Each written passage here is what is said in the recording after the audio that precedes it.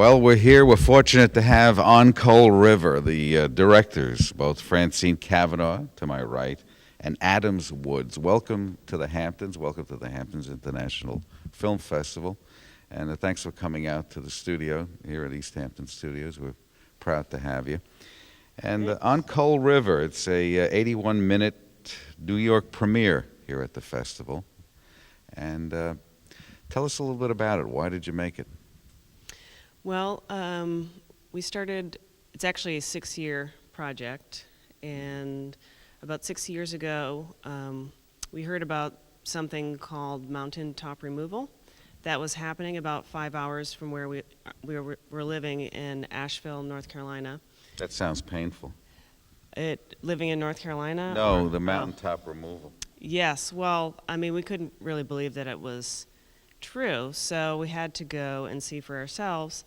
And so then we went to Coal River Valley, and that's where we met Bo Webb, who we ended up following for the next 5 years. And that's how we got into it. And we really wanted to tell the human side to the story, and so we ended up focusing on 4 individuals, and that's, yeah, did you want to add something to that? Well, Adams? primarily the film follows a former coal miner who used to work at a mountaintop removal site, which also has a toxic coal waste facility that is pointed at his granddaughter's elementary school. And we all know that those things never bust out of their holding dams and leak into towns, because this past week we have direct witness to see how catastrophic and how many toxic elements are held in these sludge holding things that are just waiting to be unleashed. Any strong rain or corruption of the dams will be quite catastrophic. It'll make the Gulf spill look like child's play. Yeah, it's happened a bunch of times, and it's terrible to think about what would happen if it was there. If it happened there, right above this elementary school. So he and his neighbors have been struggling to have the elementary school relocated to a safer place, and that's the main through line of our film. And, you know, just the idea of what's happening now in the United States because of this issue of oil. People say, well, you know, the next best thing is coal, and we got so much of it. And we have a quicker way of extracting the material without risking people going down into a pit or into a hole.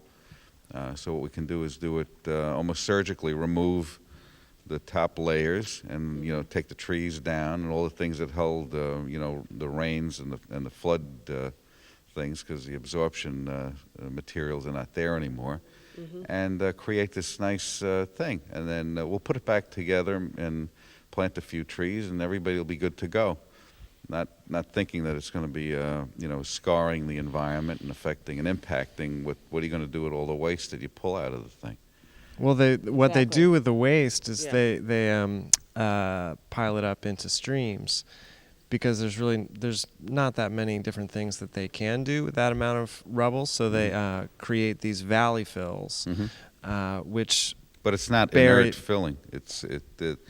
They're not just filling it with clean fill. This is fill that's not.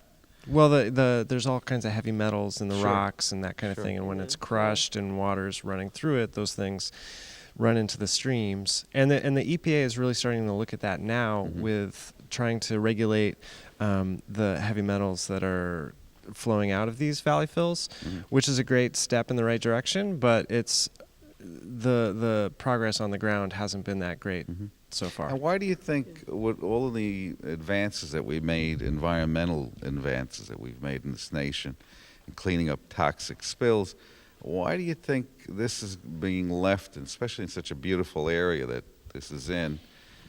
Why do you think this is happening, and that people are not like screaming from one end of the country to the other to knock it off, don't do this?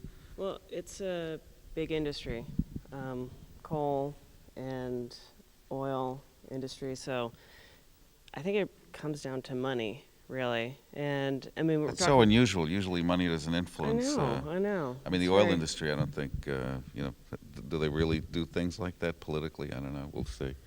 But the amount of money that went into lobbying, which clean coal, we hear a lot about clean Sure. coal because it's in advertising. And when you talk about clean coal, what about when you're getting the coal And out the of same the people that ground? say that, they say, well, the turbines are very noisy, and they, create all sorts of havoc, and hydroelectric is a mess. You can't put these things out in the ocean and, create clean energy, or solar energy. Let's have restrictions on coding with that.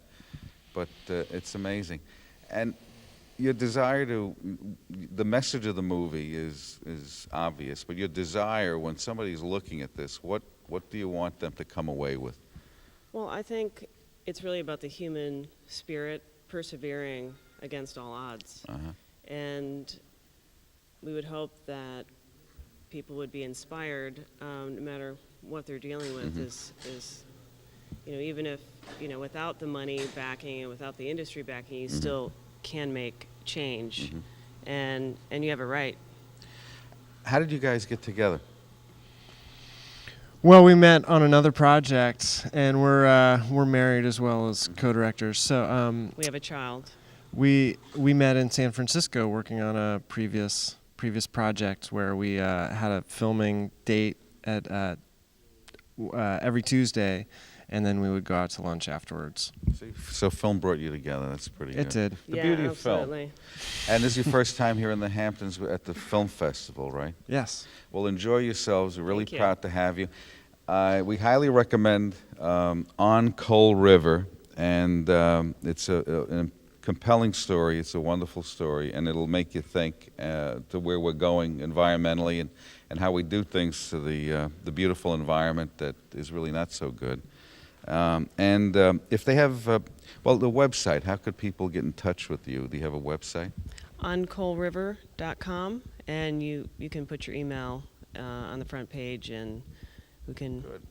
keep you updated. Do you have distribution? Not yet. We're looking Okay. for it. All right. So if there's anybody at home with a big fat checkbook that wants to distribute this thing, just step right up, because it's wide open, and it's critically acclaimed, and it's certainly worth your while. So oncoalriver.com. Francine Cavanaugh and Adams Wood, directors, and the generators behind this beautiful movie, and we highly recommend it. Go see